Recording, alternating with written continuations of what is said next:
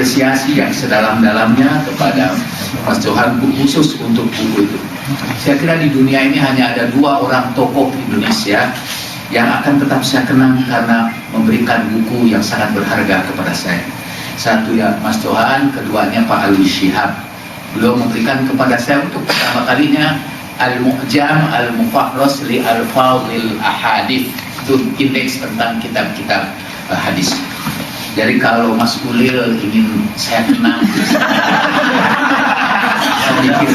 saya pikirkanlah kira-kira apa yang semangat pintar ya.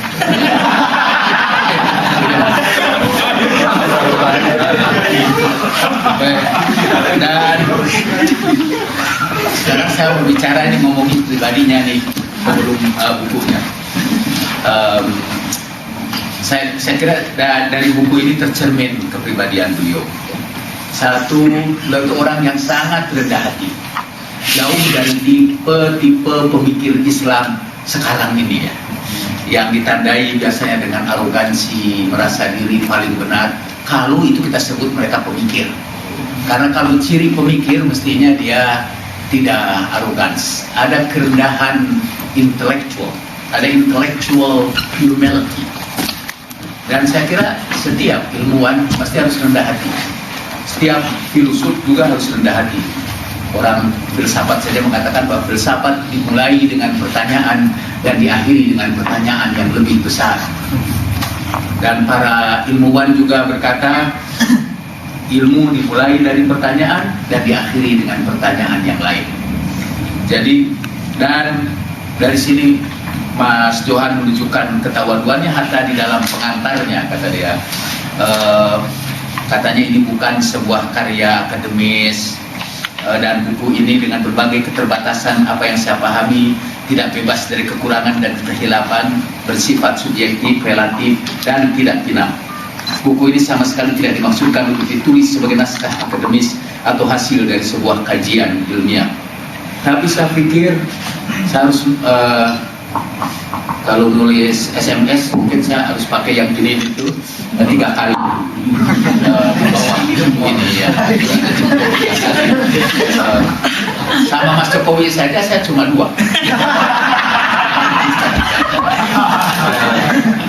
Karena seperti kita ketahui kan, tafsir itu ada 2 macam lah yang populer. Tafsir yang murattab, jadi dari awal sampai akhir. Dan yang kedua tafsir yang bersifat topikal. Jadi misalnya Al-Quran dengan perempuan, masalah tauhid di dalam Al-Quran, Al-Quran dan perempuan, Al-Quran dan sistem politik. Itu tafsir-tafsir biasanya disebut tafsir maudhu'i. Saya kira Mas Adik itu lebih paham ketimbang saya. Tapi ini masuk kategori mana? Ya. Ini masuk, tidak masuk kedua-duanya, atau masuk kedua-duanya sekaligus. Karena ini tafsir Quran sebetulnya yang disusun dari awal sampai akhir. Itu biasa kita sebut tafsir yang murattab, mengikuti tertibnya ayat dan surat. Jadi ini tafsir Quran dari surat Al-Fatihah sampai surat An-Nas. Satu surat demi surat dia bahas. Sehingga saya di sini dikasih judul, di luarnya itu kalau saya menerjemahkan ini ke dalam bahasa Inggris, saya akan menyebutnya The Message of Al-Quran in a Nutshell. Jadi itu jadi seluruh pesan Al-Quran itu, yang tafsir itu bahasa berjilid-jilid, disimpulkan oleh Mas Johan di dalam satu kitab saja. Jadi kalau kita ini ingin mempelajari Al-Quran dan tidak punya banyak waktu, as usual for all of you, maka bacalah, daripada baca Quran yang segitu banyak, bacalah pesan-pesan Al-Quran dari Pak Johan Effendi. Sama seperti saya, ketimbang baca seluruh kamus Arab yang jumlahnya puluhan itu, saya lebih baik ngambil Arabic Lexicon dari Lane itu. Dan itulah yang dibahas oleh Pak Johan Effendi. Menurut saya ini prestasi yang menakjubkan. Dia menyusun, tapi yang beliau lakukan ialah menafsirkan tidak lagi ayat per ayat, tetapi surat per surat. Jadi setiap surat aja, isi surat ini apa, dan pesan Al-Quran dalam surat ini apa. tidak ayat demi ayat, sehingga pasti ini rada sulit buat para mubalik atau calon mubalik, karena kan paling enak kalau ayat ini artinya ini seluruh Al-Quran. Jadi menjelaskan gimana?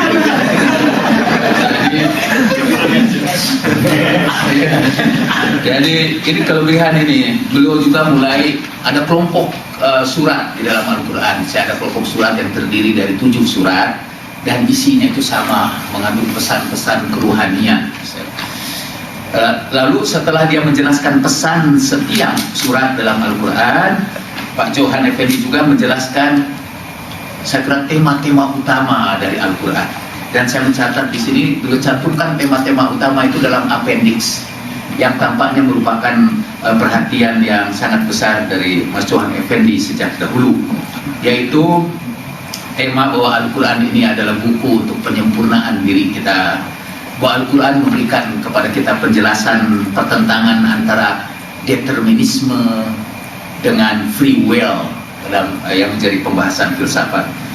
Juga ada pembicaraan sedikit tentang pluralisme, dan 2 bagian terakhir ini ada 5 itu yang sangat saya setujui. Tema utama itu yaitu pembelaan terhadap kaum mustadafin, dan Mas Johan memilih kata mustadafin. Dan tadinya itu saya pikir itu hak cipta saya. Kaum mustadafin itu sebagai pengganti marhain dalam PDIP atau sebagai pengganti kaum proletar dalam ajaran Marxis. Kalau Mas Johan ngambil itu ya nggak apa-apa. Seperti saya untuk selanjutnya, sejak baca buku ini, saya akan menerjemahkan Rob. Ini Rob. Dalam bahasa Arab itu Rob itu artinya bukan hanya Tuhan, tapi juga pelindung, pemelihara, pengasuh, perawat, pengembang, pokoknya pengayom gitu. Dan katanya ternyata, kata Mas Johan, menurut Thesaurus bahasa Indonesia, kalau nggak salah orang dari sini juga dia yang bikinnya itu. Ya, Ya, bagus tuh. Dan I would like to thank him also for Thesaurus. Kebetulan waktu Ramadan kemarin saya sedang membuat puitisasi ayat-ayat Al-Quran, dan saya banyak menggunakan Thesaurus itu. Tahu-tahu Mas Johan juga di sini bikin ujungnya ini puitisasi Juz Amma. Dan saya lihat ternyata puisi Mas Johan lebih bagus ketimbang puisi saya. Tapi anyway, saya akan tetap melanjutkan puitisasi Al-Quran. Dan dari Mas Johan saya belajar ada, dari Thesaurus itu kata Mas Johan ada kata pelantan. Jadi dengan nama Allah, ya, dengan nama Allah Maha Kasih, Maha Sayang, terjemahan saya. Tapi sekarang segala bagi Allah, segala pujian bagi Dia, pelantan semesta alam. Jadi, dan pelantan itu menurut Thesaurus itu ialah yang artinya sama dengan kata roh, sama dengan kata roh. Jadi perawat, pengasuh, pembina, pengayom, pencipta, dan itu ada kata pelantan. Jadi sebagaimana Mas Johan mengambil kata mustadafin dari saya akan mengambil kata pelantan dari beliau. Itu setelah kita tukar menukar kitab, sebetulnya kalau kitab tidak tukar menukar, karena saya hanya menerima dan tidak pernah memberi kepada beliau. Tapi kita akan tukar menukar tentang beberapa konsep dasar. Nah itu secara keseluruhan isi buku ini. Tapi saya pikir ada satu benang merah yang mengikat seluruh pembahasan dalam buku ini, bahwa Mas Johan menganggap Al-Quran itu sebagai petunjuk moral, sebagai bimbingan moral di dalam kehidupan. Ia ingin menerjemahkan kata zalikal kitabu la raiba fihi hudal lil muttaqin. Jadi kata beliau, Al-Quran bukan buku sejarah, kan itu disebutkan ya. Al-Quran juga bukan buku hukum, semacam buku hukum. Al-Quran ini adalah petunjuk moral, bagaimana seharusnya kita hidup pada zaman sekarang. Dan saya bayangkan Mas Johan, sebuah tempat di Australia, dan rada jauh sebetulnya, karena saya pernah berkunjung ke rumahnya waktu di Australia. Datang dan dia berada, kayaknya dia lagi bertapa di padang pasir Australia. Rumah itu jauh di pedalaman Australia, dan ini hasil permenungannya. Itu saya buka lembaran pertama dan saya melihat gambar Mas Johan, beliau ini rasanya dulu waktu saya sering berkunjung kepada beliau, kita rasanya sama-sama masih muda. Tapi sekarang ini kok Mas Johan sudah kelihatan tua. Emang dihitung-hitung usianya udah 73 tahun sekarang ini. Saya tidak menyadari bahwa saya pun sudah hampir sama tuanya dengan dia.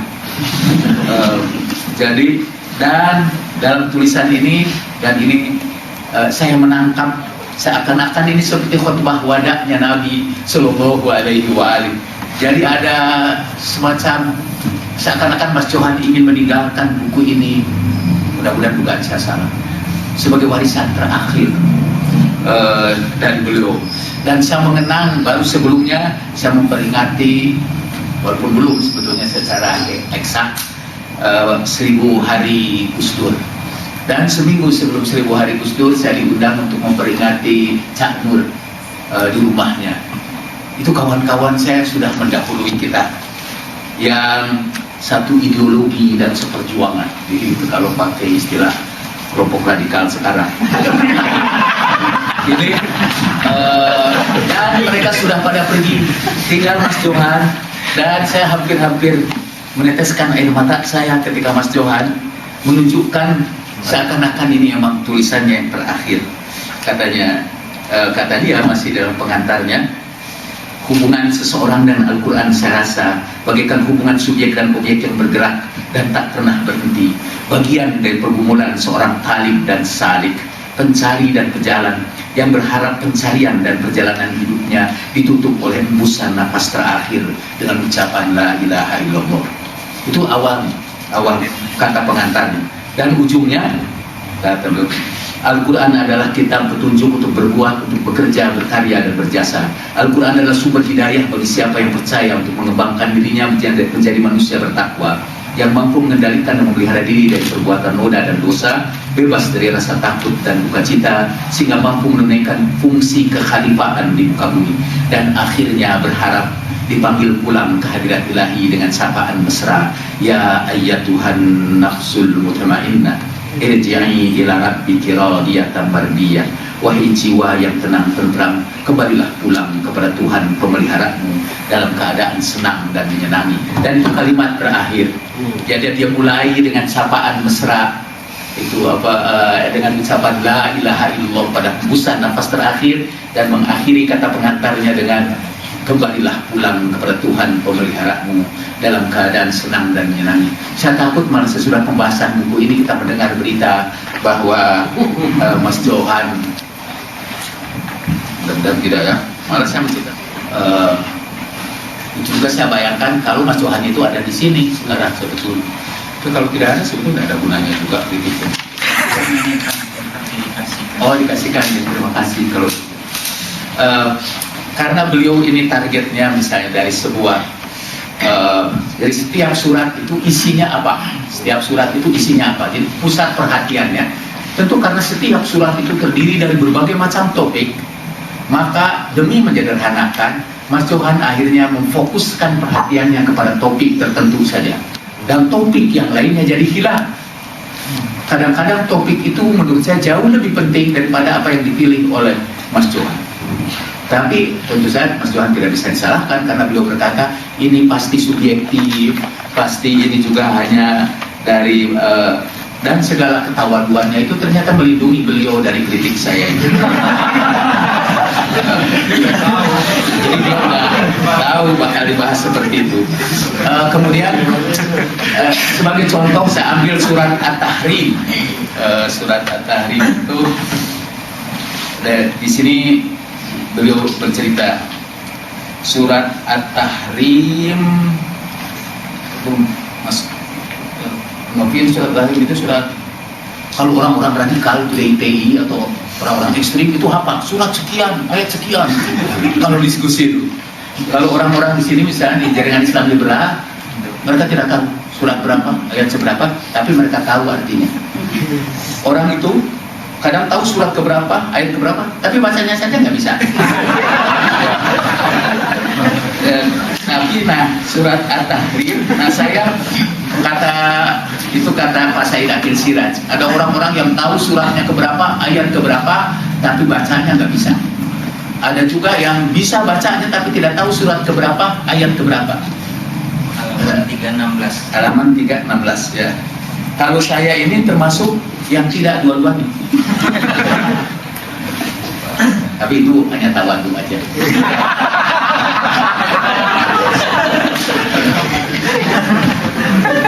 Nah, At-Tahrim kata dia adalah surat ke-66 diturunkan di Madinah sesudah surat Al-Hujurat dan sebelum surat At-Tagabun. Perkataan At-Tahrim yang menjadi nama surah ini berarti pelarangan yang terkait dengan peringatan Tuhan terhadap Nabi agar tidak melarang sesuatu yang diperbolehkan. Secara halus kita mendapat pesan untuk berhati-hati agar dalam menentukan sikap tidak terbawa emosi. Surat ini surah terakhir dari seri 10 surah yang menyinggung masalah khusus dalam kehidupan kaum muslimin. Jadi menurut beliau yang jadi fokusnya ialah bahwa Tuhan menegur Nabi karena Nabi terlalu emosional dalam berhubungan dengan istrinya, sehingga akhirnya karena terlalu emosional ia memperlakukan istrinya tidak begitu baik. Padahal saya baca salah satu tafsir, ada tafsir yang sebetulnya kalau saya mau menulis mau menulis isi setiap surat, ada sebuah tafsir yang setiap suratnya itu dimulai dengan apa yang ditulis oleh Mas Wali. Jadi isi seluruh surat itu hanya dalam pengantar aja. Setelah itu dia jelaskan satu persatu. Jadi saya tinggal kutip aja dari situ, copy paste, dan itu sudah jadi buku ini. Tapi dalam perspektif lain, artinya penjelasan tentang surat dari perspektif lain, yaitu tafsir Tabatabai. Mas Nuri pasti tahu kenapa saya mengutip Tabatabai.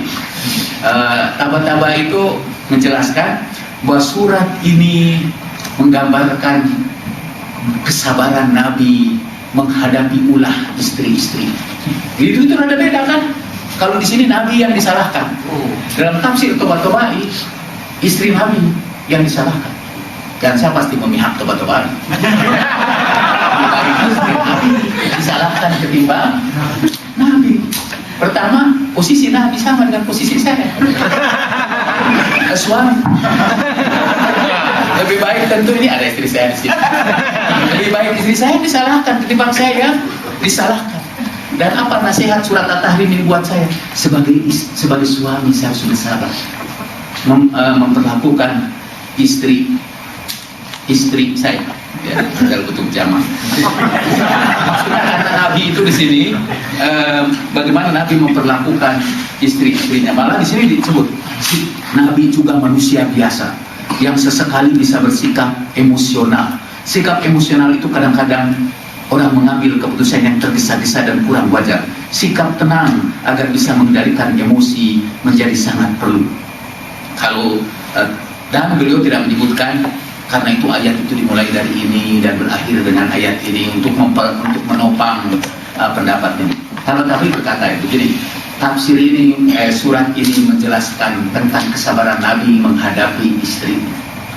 Karena itu surat itu dimulai dengan kisah Nabi yang berusaha menyenangkan hati istrinya sehingga ia mengharamkan untuk dirinya apa yang halal. Bukan haram syariat seperti saya mengharamkan gula untuk diri saya. Itu kemudian demi menyenangkan istrinya.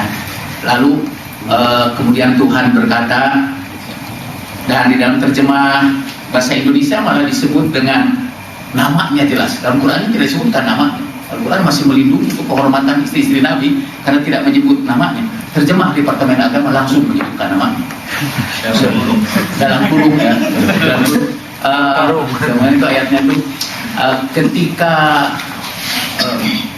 hendaklah kalian berdua bertaubat. Dan terjemah Departemen Agama, Aisyah dan Hafsah, dua istri Nabi. Karena sebetulnya hatimu sudah berbelok, sudah menyeleweng, menyimpang. Kemudian dan ketika kalau kamu berdua bahu membahu, tazohar, kalau kamu berdua bahu membahu untuk menyakiti hati Nabi, maka Allah, malaikat Jibril dan yang paling saleh dari kaum mukminin akan membela Nabi. Dan kalau mereka juga tetap tidak mau sadar, kamu boleh mentalak mereka. Nanti Tuhan gantikan kamu dengan perempuan yang lebih baik, lebih taat, dan seterusnya. Dan di ujung surat At-Tahrim itu Tuhan berkata, memberi perumpamaan bahwa suami itu kalau istrinya tidak baik, suami tidak akan bisa menyelamatkan dia. Seperti juga kalau suaminya buruk, istrinya tidak bisa menyelamatkan kejahatan suaminya. Lalu Al-Quran memberikan perumpamaan dengan istri Fir'aun dan dengan istri Nabi Lut dan Nabi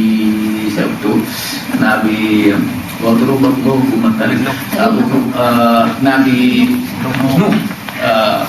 Karena kedua-duanya berada di bawah lelaki yang soleh, tapi kemudian mereka berkhianat. Kemudian keduanya berkhianat dan Nabi itu tidak bisa menyelamatkan istrinya.